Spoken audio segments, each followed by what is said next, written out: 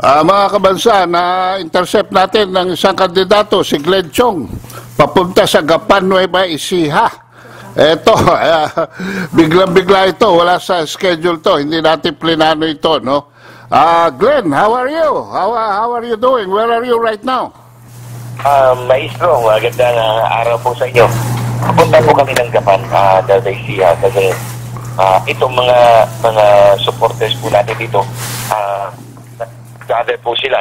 I think iikot kami ng lahat ng kapitan. Iikot kami ng lahat ng kapitan dito sa lugar na to. Then puntahan ko po yung kandidato pagka-governor ng Nueva Ecija. Si Mayor Bote ito. Sino nag-imbita sa'yo dyan? Yung nag-imbita sa akin? Oo. Ordinaryo na po siyang mamamayan. Nagbabantay po siya sa social media, nakilala niya ako, and naniwala po siya sa akin. And ito, tinipon-tipon niya yung mga tao at pinapunta niya ako. Then sabi niya, ikutin natin lahat ng mga barangay officials dito, lahat ng barangay sa Nueva Ecija. So ang sa akin naman, this is an opportunity para sa akin na paikot po ang Nueva Ecija. So pumunta pa ako rito. Then dadalawin ko na si Mayor Bote. Si Mayor Bote ang kasama doon sa kaso ni Maestro. Yung kaso ni Brother Eddie Villanueva, kung natandaan mo. Okay. 2014. Oo. Sa Senado, dahil yung makina, iba ang resulta kaysa mano-manong bilang ng balota. Oo. Amazing nga itong nagiging mania kayo ng kasama mo sa partido na si Larry Gadon. At ikaw naman ay nagpunta rin sa Hong Kong at ikaw ay pinagkaguluhan doon. Mukhang maganda ang registry ng mga boto mo sa OFW. Ano masasabi mo tungkol sa ating mga kasama sa abroad? Sir, Maestro, taos-puso po talaga ako nagpapasalamat sa ating mga kababayang OFWs.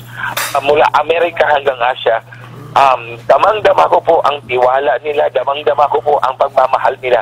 Kasi nung dumating po ako sa Hong Kong, sir, nag-congressman naman po ako sa piliran, popular naman akong congressman, pinapalakpakan, pero hindi ko po naranasan yung naranasan ko sa Hong Kong, sir. Ganun ba? They embrace me, they hug me, they cried, umiyak sila. Meron pa nga po isa doon Meron pa nga pong isa doon na cancer patient, sir. Nakatakip pa po yung niya, yung ulo. Nakatakip pa po yung niya, yung sa ilong. Okay. Oo. Face mask, sabi ko sa kanya, please be strong. Kasi pag you are strong in your conviction, in your spirit, at least hindi siya madaling matalo ng sakit. So, ilang telepono ang pinirmahan ko, ilang scarf, ilang t-shirt, ilang t-shirt, ilang mugs, ilang caps. Hindi ko na natandaan, sir, kung ilang beses yung mga telepono, iPads, pinapirmahan po nila sa akin. So, at as a matter of fact, sir, yung mga tarpaulins ko po at campaign materials, ano po yun, sir? Mga OFWs po yun, sir, ang nagpa-fund po, sir. Nagpapadala po sila ng pera sa mga printing ng tarpaulins. At then, sila na po ang nagpapadala, sir, sa location kung saan nila ipapadala ang kanilang mga tarpaulins. Okay, mukhang malapit na kayo sa Gapan. Ano naman ang ini-expect mong, expectation mo sa pagtanggap sa iyo dyan? Gaya ba ng mainit na pagtanggap sa mga OFW sa Hong Kong? Sir, ganito po, sir. Kapag ang tao po ay alam po ang issue, tulad po nitong sa Hong Kong, sir, alam nila kasi nasa social media tayo, naririnig nila, nakikita nila yung issue. Kaya ganun po ang kanilang reception.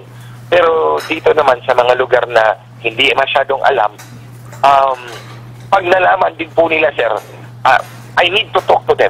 Ito po talaga, sir. Pag ako'y kakamay-kamay lang po sa palengke, hindi ako makikilala ng tao. Correct. Pag narinig po nila ako magsalita at yung issue na pinapadala ko po, sir, doon na po yan magbabago ang timpla ng tao, sir. Na nung pumunta po ako sa Candelaria, Quezon, sir, nung una po akong i-introduce, of course po malakpak po sila. Hindi masyadong ganun hindi masyadong mainit ang reception. Pero nung natapos na po ako magsalita, sir, doon na po yung mga selfie, yung kinakamayan ka na nakangiti. Kasi alam na nila, kilala na nila ako, nakilala na nila ako, nakilapis na nila ako, nakita nila yung mukha ko, nakita nila yung reaction ko, yung the way I talk, yung nakita nila yung sincerity ko, sir, na makikita mo lang kung totoo ka talagang sincero. So, maraming beses na ganyan, sir, na kapag kamay-kamay lang po sa palengke or sa other public places na hindi pa nila alam yung issue, hindi po ganun kainit kung alam na po nila yung issue. Example, sir, yung nandun po ako sa Lubao, nung inimbita po ako ni former President Gloria Macapagal Arroyo, now Speaker. Pinapunta po niya ako sa Lubao, sir. As a matter of fact, ako nahiya po talaga kay Pangulo. 20 minutes po akong late, sir. Kasi nawala po ako. Maestro, nawala po ako. So, naligaw ka. Nawala po yung Waze. Itong Waze na yung Waze, okay. Opo. Okay. Sunod lang po ako sa Waze. Yung Waze naman, buo sometimes nawawala eh. Oo nga. Paano ka naman tinanggap sa Lubao, Pampanga? Hindi, sir, ganito. Hindi pa po nila ako kilala. Pero pagdating ko doon kasi, in-extend na ni ma'am yung program kasi natapos na. Natapos na magsalita si Enrile. Natapos na magsalita yung representative, si Tita Ani, yung representative ng party list. Oo. Si ma'am na ang nagsasalita sa entablado kasi in-extend na lang yan ng in-extend para lang ako makaabot. So, nagpapasalamat talaga ako kay ma'am, kay PGMA, kay Speaker GMA, kasi in-extend niya ng in-extend para lang ako makaabot.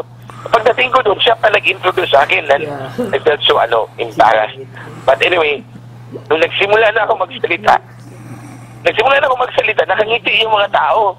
So, siguro baka nakilala nila ako. Meron talaga nakakilala sa akin. Pero nakangiti na sila. They were clapping and clapping and clapping. Siyempre, nagpapasalamat ako kay ma'am kasi si ma'am tumulong yun sa mobile clinic ko. Oo. Project kong mobile clinic, yung school pass system ko, tumulong yun. Pero meron siyang sabi niya, wag mong sabihin sa ibang congressman kasi hihingi din yan.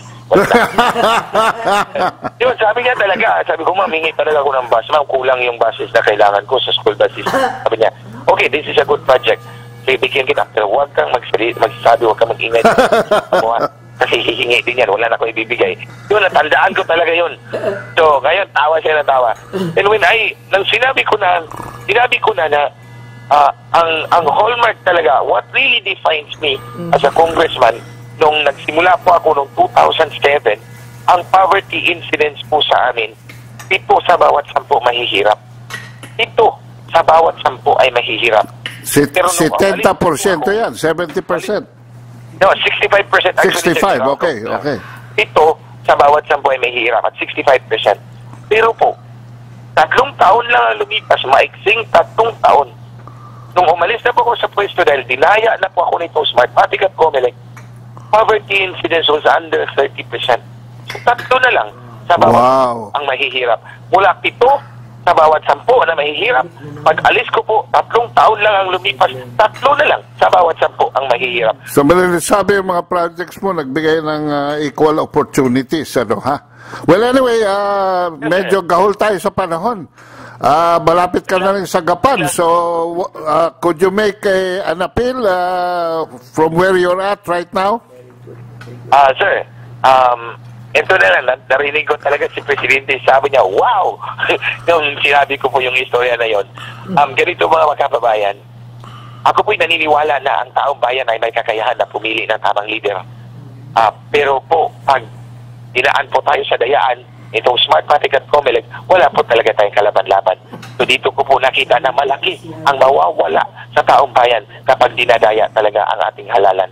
Nawala po ako, yung school buses ko po, 3, hinulog sa bangin, yung 4 sinunog, nawala na po yung mobile clinic ko, nasa kalsada na lang iniwan.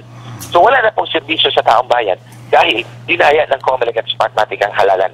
So ito po, malaki po talaga mawawala sa atin kung magpapatuloy po ito, wala na po tayong kinabukasan. Kaya po, panawagan ko po sa inyo, magkaisa po tayong lahat mga kababayan.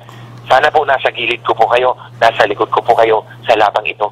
Dahil ang labang ito, hindi lang laban ni Glenn Chong, kundi laban mo rin. Laban ng bawat Pilipino para sa kinabukasan ng ating mga kabataan, nating lahat. Maraming salamat po. Sir, Maestro, maraming salamat po. Maraming salamat din sa iyo, Glenn. Ayan mga kabansa, si Glenn Chong na mismo ang gumanap ng ating Field Report.